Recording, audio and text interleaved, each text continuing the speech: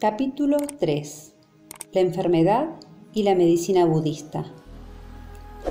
En los sutras suele mencionarse a Shakyamuni como el gran sanador, porque sus enseñanzas ayudaron a las personas a revertir los sufrimientos del nacimiento, la vejez, la enfermedad y la muerte.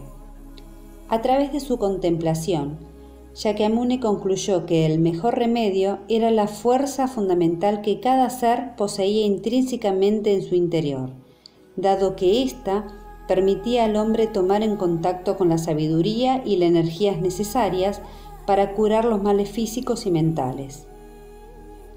El propósito esencial de la medicina budista yace en cultivar la fuerza vital del individuo mediante la práctica del budismo, para ayudar a cada persona a desarrollar su propia capacidad de curación y regeneración. Aunque cabe ver el budismo como una medicina orientada a sanar el espíritu humano, su práctica y enfoque son muy compatibles con la medicina moderna occidental. Después de todo, ambas disciplinas se ocupan de aliviar el sufrimiento humano. La visión budista de la salud. Asegura un proverbio que la salud vale más que el dinero. Nichiren amplió este concepto en uno de sus escritos. Más valiosos que los tesoros de los cofres son los del cuerpo, pero ninguno es tan preciado como los tesoros del corazón. En general, uno realmente empieza a valorar la salud cuando la pierde. Aún las personas que gozan de excelente salud, cada tanto sufren de alguna dolencia física. La enfermedad, como la vejez, es un aspecto inseparable de la vida humana. En nuestro cuerpo conviven la salud y la enfermedad a cada instante. De acuerdo con la medicina occidental, por ejemplo, nuestro cuerpo produce y elimina células cancerosas cuando nuestro sistema inmune funciona eficazmente. El antiguo texto indio Charaka Samhita proclama que la liberación de la enfermedad es un elemento esencial de la felicidad humana y que es la base de las buenas obras, el éxito, el deseo sexual y la emancipación de los lazos de la ilusión y el sufrimiento. En este contexto, la liberación de la enfermedad significa más que la ausencia de patologías. La buena salud no solo se juzga a partir de diagnósticos clínicos, sino en torno a una visión holística de la vida que incluye también los componentes espirituales. Como afirma la Constitución de la Organización Mundial de la salud es un estado de completo bienestar físico, mental y social, y no solamente la ausencia de afecciones o enfermedades. Mi mentor, Yosei Toda, solía decir: una persona es sana en la medida que pueda alimentarse y dormir adecuadamente. Quería indicar que mientras uno comiese y descansase de manera correcta, no debía preocuparse indebidamente por su salud y que, en cambio, debía centrar sus inquietudes en otras cuestiones. Alguien podrá pensar que las reflexiones de Toda eran excesivamente simplistas, pero creo que hoy adquieren especial relevancia, cuando hay tantas personas que viven obsesionadas o patológicamente atemorizadas por la enfermedad. Desde la perspectiva del budismo Mahayana, promover la buena salud es parte de la función de los bodhisattvas, quienes, por su amor compasivo hacia los semejantes, llevan a cabo actos altruistas y solidarios en beneficio de la humanidad. Esto se ve claramente en un relato del Sutra Vimalarkiti. Vimalarkiti, el ideal del Bodhisattva. Vimalarkiti fue un discípulo del Buda que vivió en la misma época que Shakyamuni. Hombre de gran fortuna personal, había llegado a dominar las profundas doctrinas del budismo Mahayana y descollaba por su capacidad de enseñar la práctica budista a otros. En determinado momento cayó enfermo y Shakyamuni envió al Bodhisattva Manjushri que averiguara cuál era su situación. Manjushri le preguntó: «Hombre de gran virtud, ¿cuál es la causa de tu mal? ¿Hace mucho tiempo que padeces de esta dolencia? ¿Cómo piensas curarte?»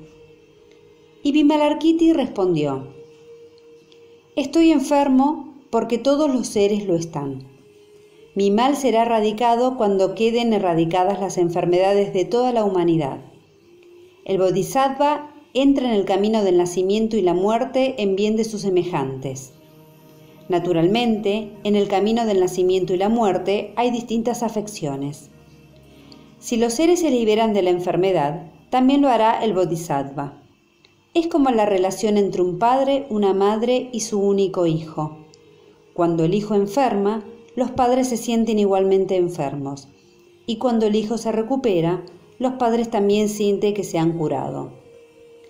El Bodhisattva es exactamente igual. Cuando los seres se enferman, así enfermo se siente el Bodhisattva, y cuando los seres recobran la salud, el Bodhisattva se siente recuperado. Manjushri siguió preguntándole: ¿y dónde se origina tu enfermedad? Y Vimalarkiti respondió: la enfermedad del Bodhisattva se origina en su gran amor compasivo.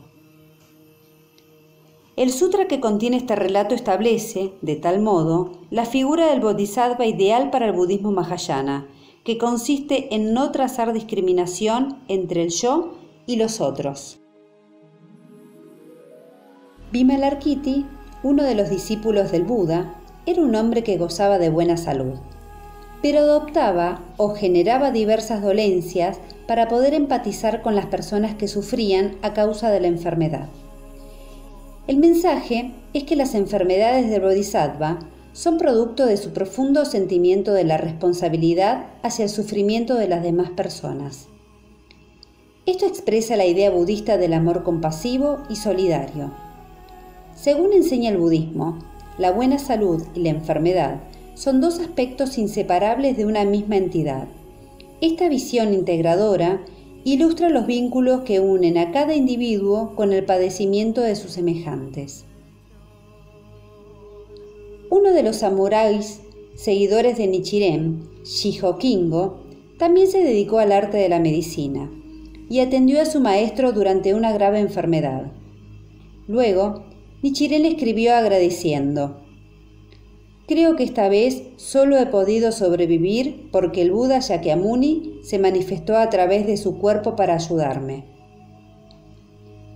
A juzgar por este comentario, parece ser que Shiho Kingo trató a su maestro budista con profundo humanitarismo y consideración. Según el budismo, la salud no es un estado en el cual uno evita una condición adversa, sino un estado activo donde uno se hace responsable de tales influencias e intenta resolver los problemas, no solo los propios, sino también los de los demás. La palabra malestar implica una condición negativa, mientras que, a la inversa, el bienestar de la salud implica un estado placentero. Sin embargo, desde el enfoque budista, el bienestar no yace en vernos libres de dificultades, sino, antes bien, en disponer de abundante fortaleza para enfrentar y superar cualquier tipo de obstáculos. Con los años, Nichiren sufrió muchas persecuciones. Pasó los últimos años de su vida en el monte Minobu, donde la crudeza del frío invierno le ocasionó muchas dificultades. En una carta escrita desde este paraje, escribió: durante los últimos 8 años me he ido debilitando más y más a causa de la enfermedad y de la vejez. Sin embargo, fue en Minobu donde cumplió el propósito de toda su labor e inscribió la ley mística en forma de un mandala llamado Gohonzon, del cual diremos más a lo largo de los siguientes capítulos. Dengyo, un gran maestro budista que vivió en el Japón a fines del siglo VIII y comienzos del siglo IX, escribió: Shakyamuni enseñó que lo superficial es fácil de creer, pero lo profundo es difícil de abrazar. Descartar lo superficial e ir en pos de lo profundo es propio de una persona valiente. En este párrafo, persona valiente se refiere esencialmente al Buda, quien busca la profunda verdad. Lo superficial se refiere a todas las enseñanzas budistas que no son el Sutra del Loto, o, en última instancia, que no son la ley mística, esencia de dicho sutra. Podemos interpretar esto más ampliamente y pensar que nosotros, tal como hizo el Buda, debemos buscar la forma más honda de vivir para lograr algo no menos profundo en nuestra vida. Así, tendremos la fortaleza necesaria para superar cualquier dificultad y adquirir un estado de vida robusto y saludable. Los científicos modernos han arribado a una visión similar sobre la naturaleza de la salud. René Dubos escribió en su obra El espejismo de la salud: aunque es gratificante imaginar una vida libre de tensiones y de estrés en un mundo despreocupado, esto será siempre una ilusión estéril. El ser humano ha elegido luchar, no necesariamente por sí mismo, sino por un proceso de crecimiento emocional, intelectual y ético, que se extiende eternamente. Crecer en medio de peligros es el destino del género humano, porque es la ley del espíritu.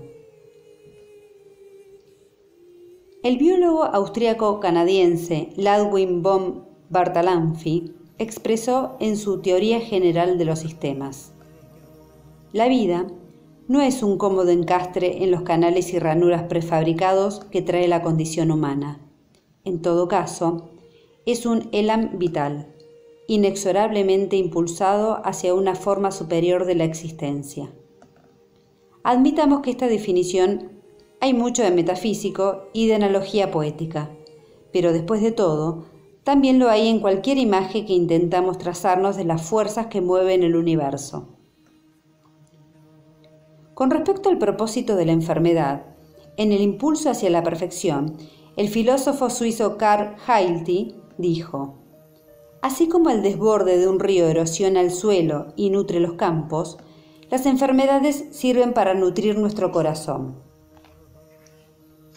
La persona que comprende correctamente su afección y persevera a lo largo de ella, podrá vivir de manera mucho más profunda, potente y grandiosa.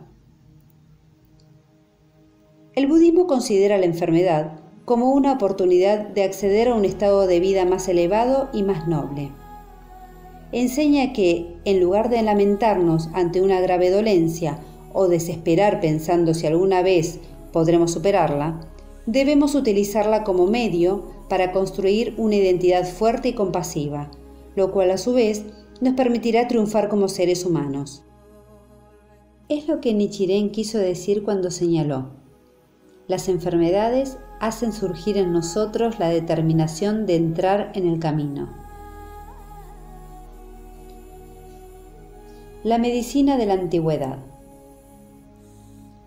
La salud y la enfermedad siempre han sido preocupaciones fundamentales de la humanidad. Ciertos síntomas que hoy comprendemos bien, fiebres repentinas, diarreas, tos, hemorragias internas y otros indicios de enfermedad, tienen que haber espantado a nuestros ancestros, especialmente si no les podían atribuir una causa clara.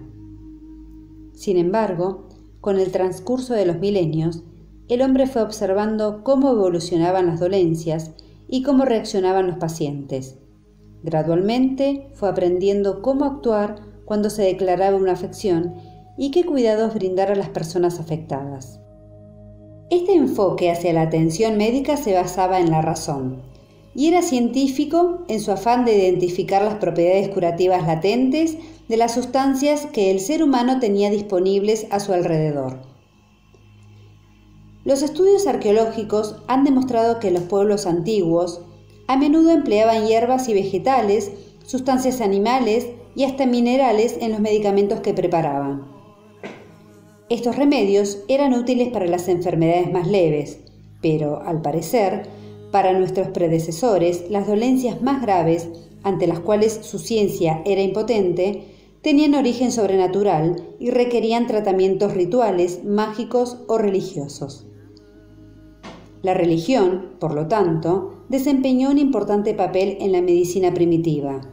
Justamente, los deberes del sacerdote y los del médico, en muchos de estos pueblos, solían converger en una misma persona, el chamán. En la antigua Mesopotamia, Egipto, la India y la China, se practicó una medicina sorprendentemente similar, con sistemas que tendieron a desplegar las características antedichas. En la antigua Grecia, también, la medicina surgió a partir de la confluencia entre la tradición empírica y las creencias místicas. La civilización de la antigua Grecia recibió una marcada influencia de civilizaciones anteriores, como la egipcia y la babilónica, y en menor medida de la India y de la China. Según los griegos, las curas sobrenaturales se atribuían a Esculapio, el dios de la medicina. El origen de esta deidad se remonta a un Esculapio de carne y hueso que vivió en el 1200 a.C. y descolló por sus conocimientos terapéuticos. En todo el territorio de la antigua Grecia se erigían templos dedicados a él, donde se realizaban rituales conocidos como incubaciones o sueños medicinales. En el templo, la persona oraba para obtener, durante el sueño, la curación y los oráculos de Esculapio. Los sacerdotes del templo interpretaban los oráculos que el paciente recibía en sus sueños, prescribían el tratamiento adecuado, generalmente una combinación de régimen alimentario, baño y ejercicios físicos. Los pacientes que se recuperaban solían ofrecer algún tributo al dios, junto con un obsequio que simbolizaba la parte del cuerpo curada. Muchos de estos objetos, hallados en sitios arqueológicos, nos dan un cuadro general de las enfermedades comunes en la antigua Grecia y de los tratamientos que solían administrarse. El culto a Esculapio persistió aún en la era cristiana, pero la posición de los médicos sacerdotes o chamanes se vio amenazada por el surgimiento de los filósofos griegos. En primer lugar, el científico y místico Pitágoras, quien vivió entre el 580 y el 500 a.C. Este y muchos filósofos griegos que siguieron sus ideas se interesaron mucho en la medicina. Gracias a su influencia, la disciplina pasó de los sacerdotes médicos a otros que buscaban activamente las causas orgánicas de las enfermedades y rechazaron lo sobrenatural en beneficio de lo físico. Hipócrates, considerado el padre de la medicina, vivió un siglo después que Pitágoras, en una época de creciente interés en la lógica y en la razón.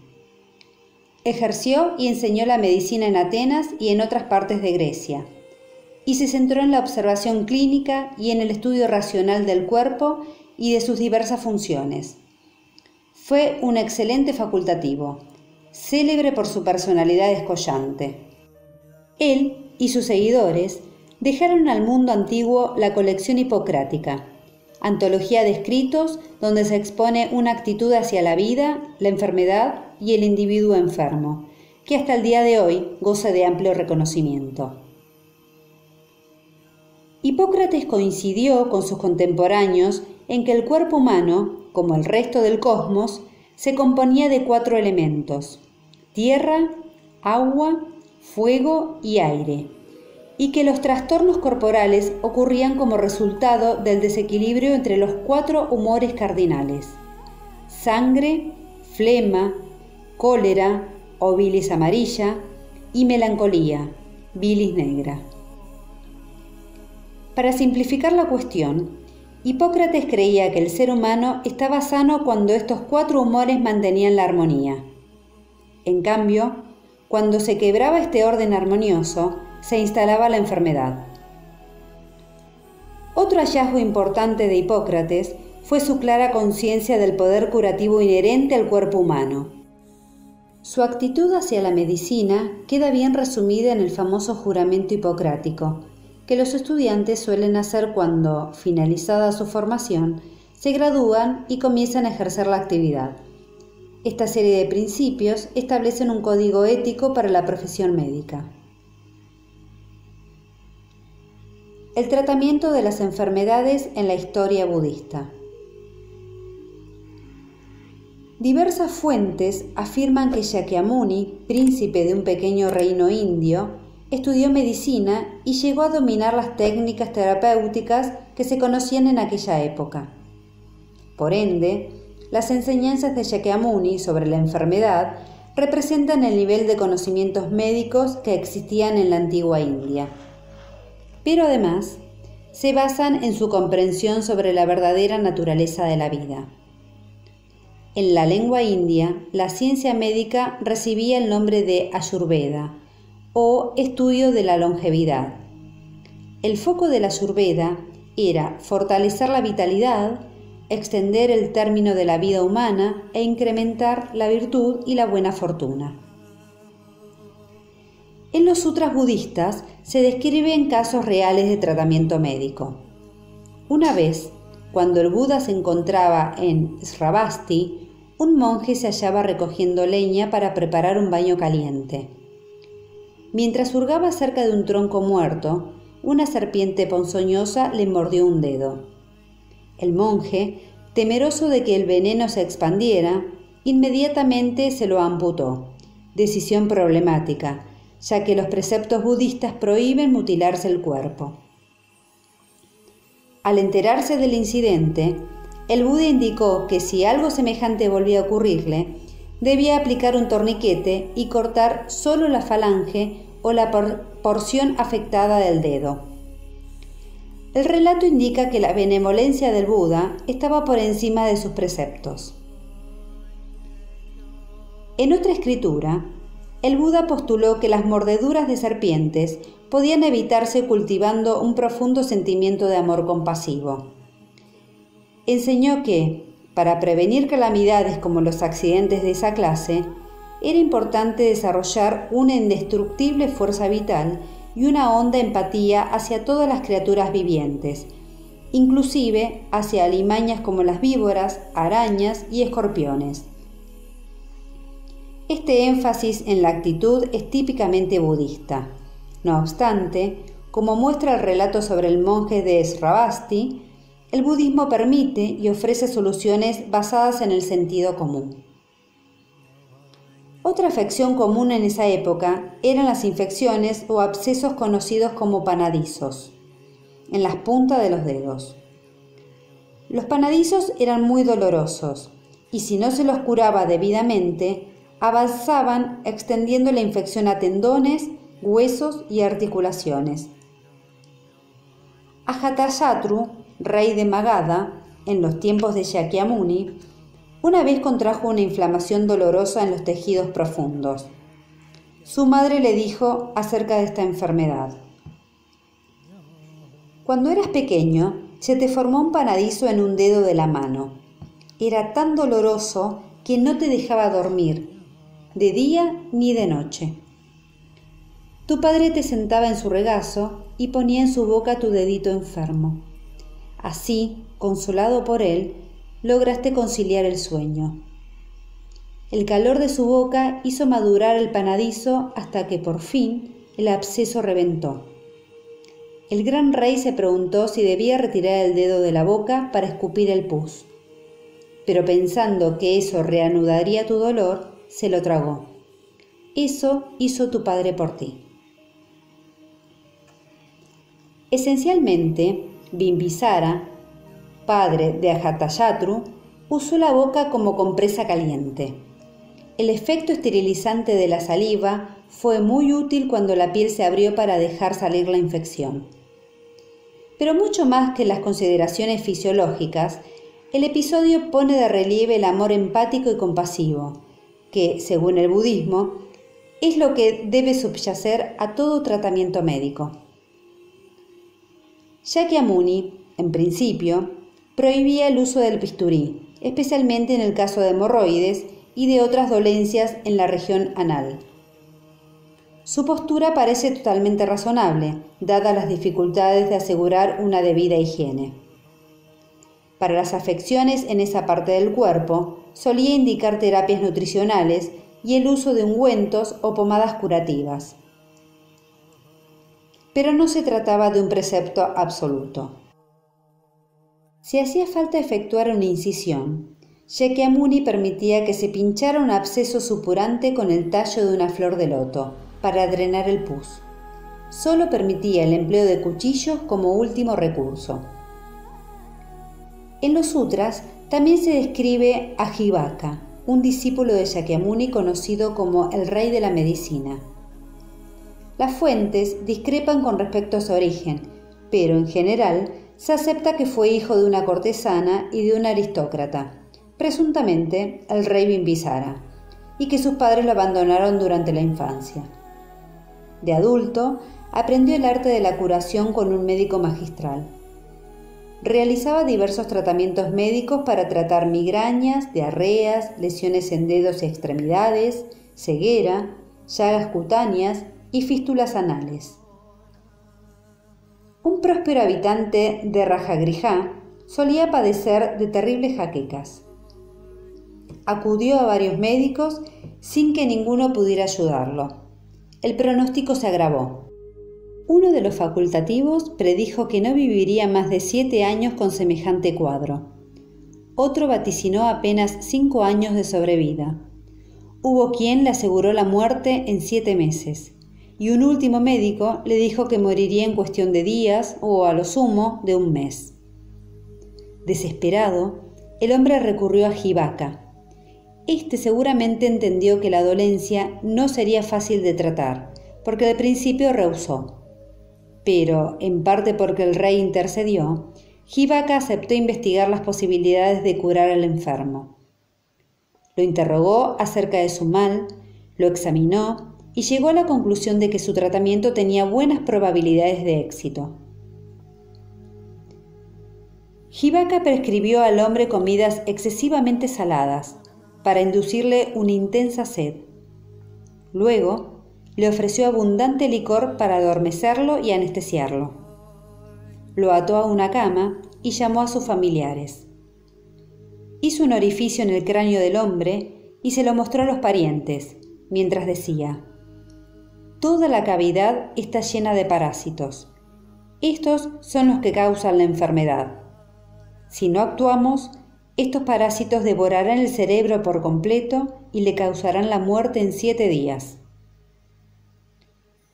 Jivaka extrajo el tejido afectado, limpió la región, aplicó mantequilla clarificada mezclada con miel en la cabeza del hombre, tapó el orificio del cráneo, volvió a cubrirlo con el cuero cabelludo, suturó la herida y la untó con una pomada hasta cubrir la laceración. El hombre sanó en forma inmediata y al cabo del tiempo la piel y el cabello volvieron a crecer, de tal forma que era imposible saber a simple vista dónde se había efectuado la operación. La descripción no nos indica cómo hizo Jivaka para trepanar el cráneo. No obstante, en vista de lo que sabemos sobre el desarrollo de instrumentos quirúrgicos, es posible que haya contado con un elemento apropiado. El resultado exitoso de la intervención, de por sí, habla muy bien de la capacidad de Jivaka y del alto nivel de la cirugía india en aquella época. Los cirujanos occidentales solo comenzaron a realizar operaciones neurológicas a mediados del siglo XIX, con el desarrollo de la anestesia y de técnicas de esterilización más efectivas. Y aún así, solían encontrar muchas dificultades. De hecho, solo en las últimas décadas la neurocirugía pasó a ser una práctica segura. Una orientación eminentemente práctica. Desde sus inicios, el budismo se destacó por sus preceptos monásticos, que reglamentaban las actividades diarias de la comunidad.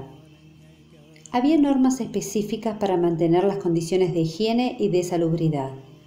Por ejemplo, llevar túnicas sucias se consideraba una infracción a la ley. Se estipulaban varios métodos para lavar y mantener aseada la vestimenta. Según los sutras, podían emplearse, además del agua caliente, varias sustancias detersivas, como cenizas, polvo de alubias, tierra y excremento de res. En los sutras suele indicarse el beneficio del baño corporal frecuente en varias formas: con agua fría, con agua caliente, en termas o en saunas. El agua caliente y los baños termales solían usarse para tratar dolencias físicas. Los preceptos incluían, además, precisas indicaciones sobre los detalles referidos a la higiene corporal: cuándo bañarse, cómo frotarse el cuerpo, qué tipo de jabón convenía emplear. El ejercicio físico era visto como una práctica que favorecía la digestión, la concentración y la claridad de pensamiento. La higiene diaria elemental consistía en el lavado de las fosas nasales y de los ojos y en el cepillado de la dentadura. Para este aseo se utilizaban aceites, sustancias grasas y leche condensada. Estas prácticas también integraban el tratamiento de las jaquecas, afecciones oculares y otras dolencias. Se dice que Nagarjuna, un estudioso del budismo Mahayana, vivió muchísimos años, en parte gracias a las costumbres de hacerse lavajes nasales diariamente. Shakyamuni, además, recalcó la importancia de dormir las horas necesarias y de comer con moderación. En síntesis, entonces, debemos notar el carácter eminentemente práctico de la medicina budista y su interés en la conservación de la buena salud y en la curación del cuerpo. Shakyamuni nunca recurrió a la sanación mística ni enseñó a las personas enfermas a realizar rituales mágicos. En cambio, expuso formas racionales y científicas de atender las dolencias y enfermedades de sus seguidores. Esto ilustra la postura fundamental del budismo hacia la vida. A los que sufrían de enfermedades que la medicina no podía curar, Shakyamuni les decía que no desesperaran, sino que fortalecieran su propia capacidad curativa, haciendo surgir la vitalidad de su naturaleza de Buda inherente. La medicina budista surgió junto con el budismo, prosperó durante el auge de dicha religión, y cuando ésta declinó en la India, también aquella perdió crédito en forma paralela. Cuando desapareció el enérgico impulso budista a salvar a los semejantes, también lo hizo el poder real de esta filosofía en la vida del pueblo. El budismo, entonces, se centralizó en los estudios doctrinales y en las formalidades. El gran papel que desempeñó la medicina budista en la vida diaria de la población, hoy apenas vislumbrado en los sutras, ha quedado eclipsado por las glorias de la moderna medicina alopática occidental. Pero, en tiempos cercanos, Occidente ha mostrado interés por ciertos aspectos de la medicina china, en especial por la acupuntura y el tratamiento con moxa, lo cual indica las dudas de la gente con respecto a los límites y las falencias de la medicina occidental. Del mismo modo, el estudio de la medicina budista podría ampliar los horizontes de los médicos de Occidente, no en lo que concierne a los avances tecnológicos, sino mediante una nueva filosofía o actitud hacia la salud y la vida, que puede ser el pilar de una medicina realmente moderna. La fusión entre la sabiduría de Oriente y de Occidente contribuiría enormemente a la prosperidad y a la felicidad de cada ser humano de este planeta. Los 5 componentes de la vida. El budismo ve al ser humano como la unión temporal de 5 componentes: forma, percepción, conceptualización, volición y conciencia. Sostiene que estos 5 aspectos, también conocidos como 5 agregados o 5 skandhas en sánscrito, se unen temporalmente para formar un ser vivo individualizado. Todas las expresiones de la vida llevan a cabo sus actividades mediante la interacción de estos 5 componentes. Sus funciones son afectadas por el karma que hemos creado en existencias anteriores, pero, a su vez, son las que generan constantemente un nuevo karma. La forma representa el aspecto físico de la vida e incluye los órganos sensoriales, ojos, oídos, nariz, lengua y piel, con los cuales uno percibe el mundo exterior. Los otros 4 componentes representan el aspecto mental o espiritual. La percepción es la función que recibe información externa a través de los 6 órganos sensoriales, que son los 5 antedichos más la mente, que integra las impresiones de los 5 sentidos. La conceptualización es la función que crea imágenes mentales y conceptos a partir de lo percibido. La volición es la voluntad que actúa basada en la conceptualización y motiva la acción. La conciencia es la función del discernimiento que integra los componentes de la percepción, la conceptualización y la volición. La forma o aspecto físico de la vida está compuesta por los 4 elementos: agua, tierra, fuego y viento. A veces, el espacio o vacío se suma a esta lista de 4, lo cual asciende la nómina a 5 elementos. Aquellos pueden analizarse desde el punto de vista de su naturaleza o función. Cada uno corresponde a una cualidad de la materia. La tierra se refiere a la dureza o solidez, el agua a la humedad, el fuego al calor y el viento al movimiento o fluidez. Nichiren escribió: la función del fuego es arder y dar luz. La función del agua es limpiar la suciedad. El viento barre el polvo e infunde vidas a las plantas, los animales y los seres humanos. La tierra hace crecer los árboles y la hierba, y el cielo proporciona la humedad vital. El elemento tierra está representado en el mundo externo por las montañas, piedras, arena, material rocoso, etc. En el mundo interno del cuerpo humano, el elemento tierra corresponde a la piel, cabello, uñas, dientes y huesos. El agua se manifiesta en el mundo circundante, en los ríos, mares y cursos de aguas, mientras que en el organismo humano corresponde a la sangre y a los demás fluidos corporales. El fuego, en la corteza terrestre, aparece en las formaciones ígneas y erupciones volcánicas, pero también en el cuerpo representa la temperatura corporal y el proceso digestivo. El viento se aprecia externamente en las corrientes de aire e internamente en la respiración y el metabolismo. Los 4 elementos constituyen 4 fuerzas intrínsecas inherentes al universo.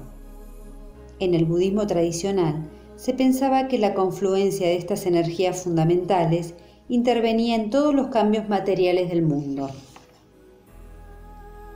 Nichiren enseña que los 5 elementos, los 4 más el espacio, simbólicamente corresponden a los 5 diagramas que forman el mantra Myoho Renge Kyo. El hecho de que el universo y cada ser humano incluyan estos 5 elementos sugiere que el cuerpo individual y el universo comparten una misma esencia, que Nichiren identifica como la ley mística o Myoho Renge Kyo. La enfermedad puede interpretarse como un estado de desarmonía interna entre estos 5 elementos. Por lo tanto, el budismo considera de qué forma el individuo puede mantener estos elementos en equilibrio armonioso. Expone que nuestro medio interno es, en definitiva, inseparable de nuestro ambiente externo y que la desarmonía exterior puede afectar directamente nuestro estado interno. Para tener buena salud, debemos poseer flexibilidad y resistencia ante los efectos perniciosos de las influencias externas, como los agentes patógenos o el estrés. Necesitamos mantener la estabilidad interna, sean cuales fueran las circunstancias que estén sucediendo a nuestro alrededor. Se dice que el desarrollo y el fortalecimiento gradual del estado de budeidad innato contrarresta los efectos nocivos y armoniza los elementos constitutivos de la vida, proporcionando esa deseada estabilidad interior. Esta budeidad, o naturaleza de Buda, es la esencia autorreguladora de todos los aspectos de la vida, o la fuerza vital en su expresión más pura y potente. Cuando tomamos contacto con ella, como enseñó Nichiren, mediante la práctica de Nan-myoho Renge Kyo, podemos vivir en ritmo con el universo y sostener una forma de vivir enérgica y vibrante. Este es el ideal budista de la buena salud. Cuadro: los 5 componentes. El ser humano se forma mediante la unión temporal de 5 componentes, que son: el aspecto físico de la vida, la forma, incluye los órganos sensoriales, ojos, nariz, oídos, lengua y piel, con los cuales uno percibe el mundo externo. El aspecto espiritual de la vida. La percepción es la función que recibe información externa mediante los 6 órganos sensoriales, los 5 citados más la mente integradora. La conceptualización es la función que construye imágenes mentales y conceptos a partir de lo percibido. La volición es la voluntad que opera a partir de los conceptos y que motiva la acción. La conciencia es la función del discernimiento que integra los componentes de la percepción, la conceptualización y la volición.